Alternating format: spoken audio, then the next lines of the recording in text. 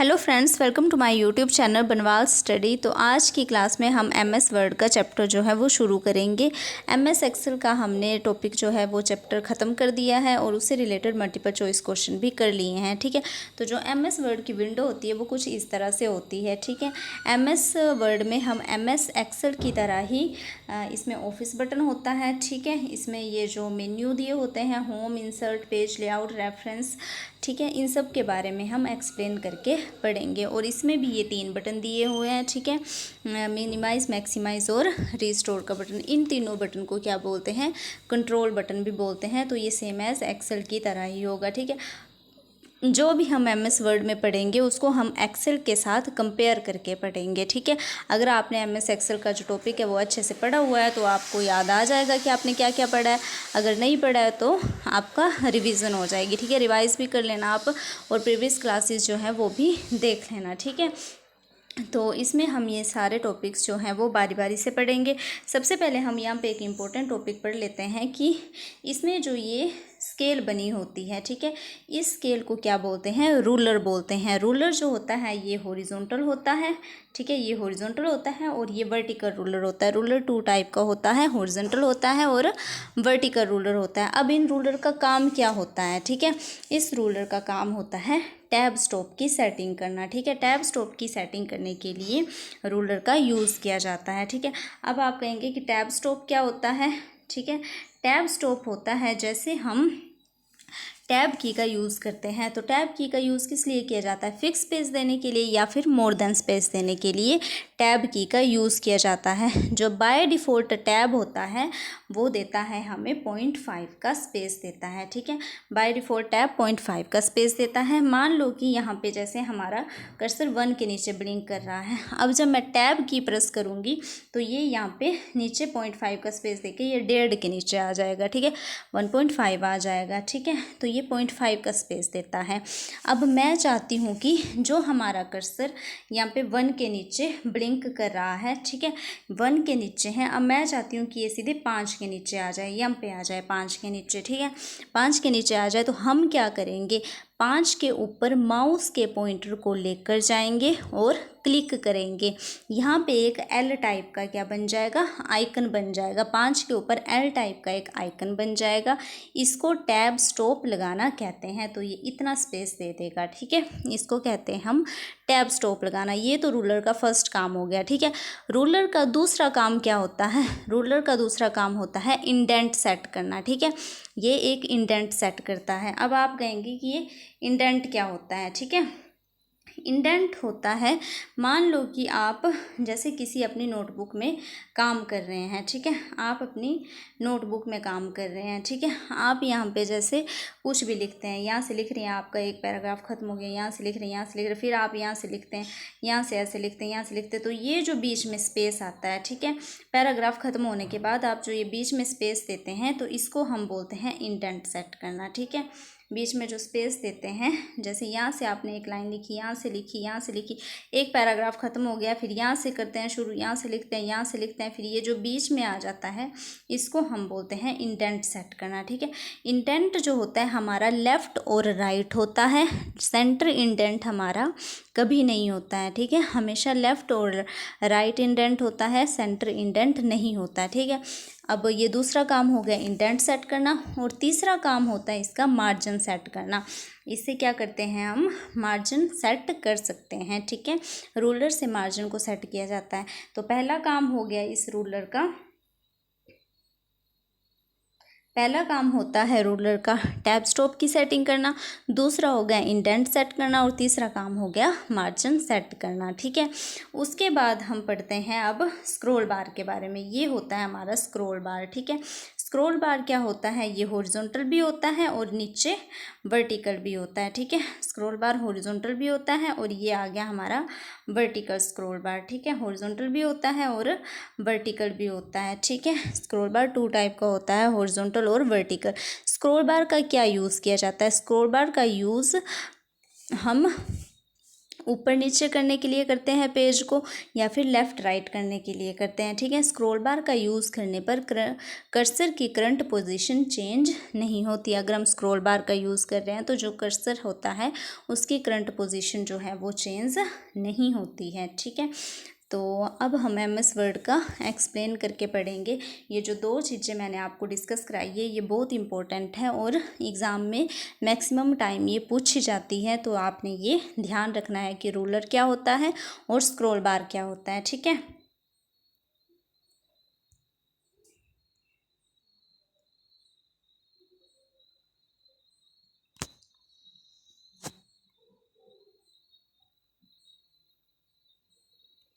तो MS word का अब हम शुरू से पढ़ते हैं। तो MS वर्ड की विंडो को कैसे ओपन किया जाता है, ठीक है।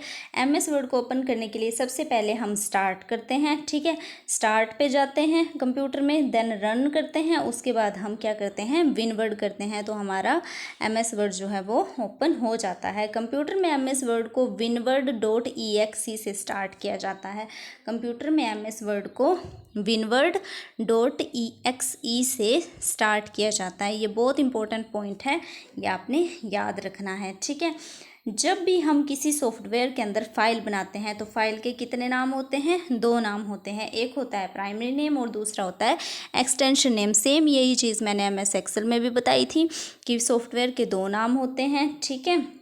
सॉफ्टवेयर के अंदर हम फाइल बनाते हैं तो फाइल के दो नाम होते हैं, एक होता है प्राइमरी नेम और दूसरा होता है एक्सटेंशन नेम, ठीक है। उसके बाद जो एक्सटेंशन नेम होता है 2003 में क्या होता है MS वर्ड में .doc, ठीक है, और 2007 में क्या होता है .docx, ठीक है। 2003 में होता है .doc एंड 2007 में होता है .docx, ठीक है। और एक्सेल में क्या होता था, एक्सेल में 2003 में होता था .xls और 2007 में होता है .xlsx, ठीक है। तो इस तरह आपने कंपैरिजन करके जो है वो पढ़ लेना है और इन चीज़ों को आपने याद रखना है, ठीक है, कि MS वर्ड में क्या होता है फाइल का नेम और MS एक्सेल में क्या होता है, ठीक है। एक्सटेंशन नेम जो होता है वो 2003 में होता है MS वर्ड में .doc और 2007 में होता है .docx, ठीक है। MS वर्ड की फ़ाइल को डॉक्यूमेंट फ़ाइल कहते हैं। MS वर्ड की फ़ाइल को क्या कहते हैं, डॉक्यूमेंट फ़ाइल भी कहते हैं। और MS एक्सेल की फ़ाइल को क्या कहते थे, उसको स्प्रेडशीट कहते हैं, ठीक है। और उसको क्या कहते हैं, इलेक्ट्रॉनिक शीट कहते हैं, ठीक है। तो ये आपने याद रखना है।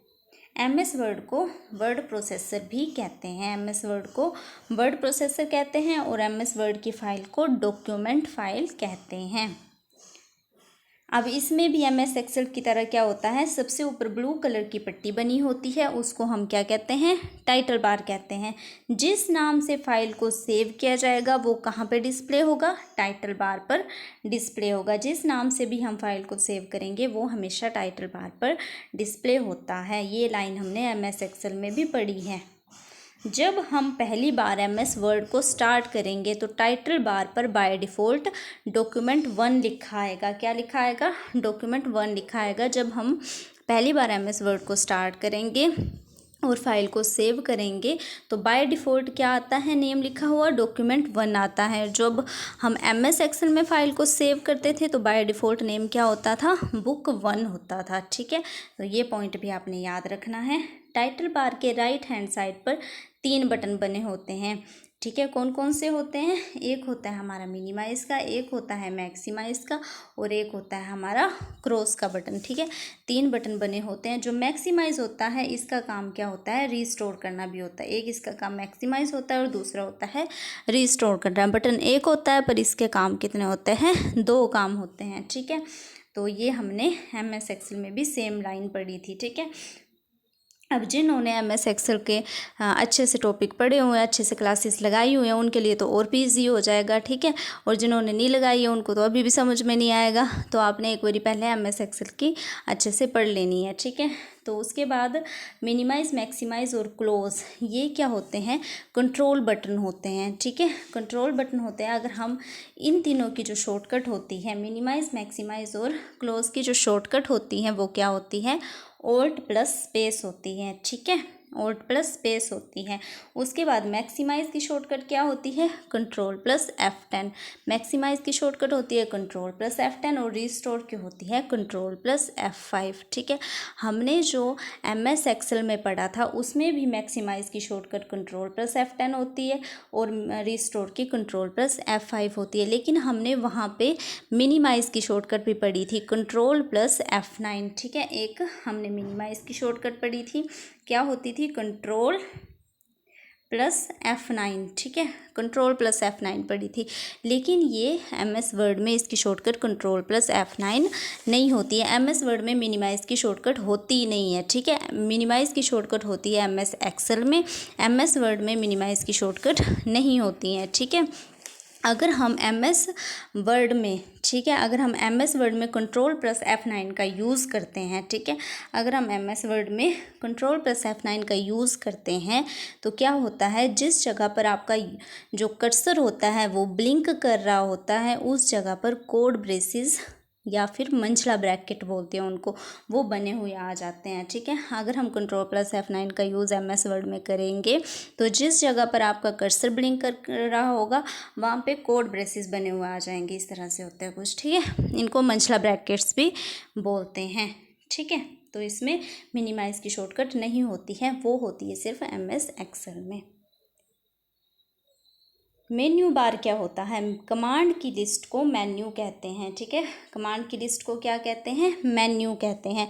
मेन्यू बार में अलग अलग मेन्यू दिए होते हैं और इन मेन्यू में अलग अलग क्या दी होती हैं, कमांड्स दी होती हैं, जिनके द्वारा हम कोई भी एक्शन जो है वो परफॉर्म कर सकते हैं। ठीक है, जैसे फाइल, व्यू, इंसर्ट, रिव्यू, ये सारे क्या होते हैं, हमारे मेन्यू होते हैं। ठीक है, तो कमांड की लिस्ट को हम क्या कहते हैं, मेन्यू कहते हैं।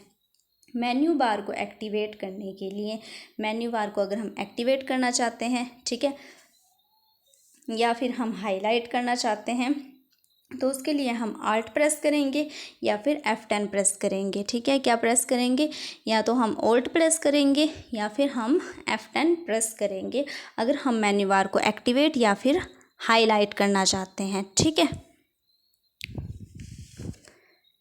उसके बाद MS वर्ड में जो स्केल बना होता है, जो मैंने आपको पीछे बताया डायग्राम दिखा के कि जो स्केल बना होता है उसको हम क्या कहते हैं, रूलर कहते हैं। ये दो प्रकार का होता है, हॉरिजॉन्टल होता है और वर्टिकल होता है। ठीक है, टैब स्टॉप की सेटिंग करने के लिए रूलर का यूज़ किया जाता है। टैब स्टॉप का मैंने आपको बता दिया कि क्या होता है। ठीक है, बाय डिफ़ॉल्ट टैब क्या करता है, 0.5 का स्पेस देता है।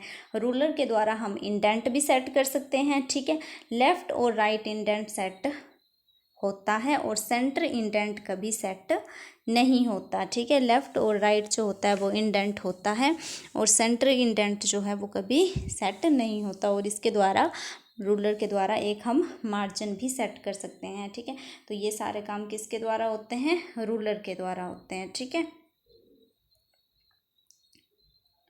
स्क्रॉल बार का भी मैंने आपको बता दिया। स्क्रॉल बार 2 टाइप का होता है, हॉरिजॉन्टल होता है और वर्टिकल स्क्रॉल बार होता है। ठीक है, स्क्रॉल बार का यूज़ करने पर कर्सर की करंट पोजीशन जो है वो चेंज नहीं होती है। ठीक है, तो आज की क्लास में हम इतना ही पढ़ेंगे, तो ये आपने अच्छे से पढ़ लेना है। ठीक है, हम थोड़ा थोड़ा करके पढ़ेंगे, टॉपिक वाइज पढ़ेंगे, जो इम्पोर्टेंट है वही पढ़ेंगे जो एग्ज़ाम में पूछा जाएगा। ठीक है, एक्स्ट्रा हमने नहीं पढ़ना है, तो आपने ये अच्छे से पढ़ लेना है और इसको अच्छे से रिवाइज़ कर लेना है। जो पिछला है उसको भी रिवाइज़ करते रहना है साथ साथ में। ठीक है, तो फिर बाकी का हम नेक्स्ट क्लास में पढ़ेंगे।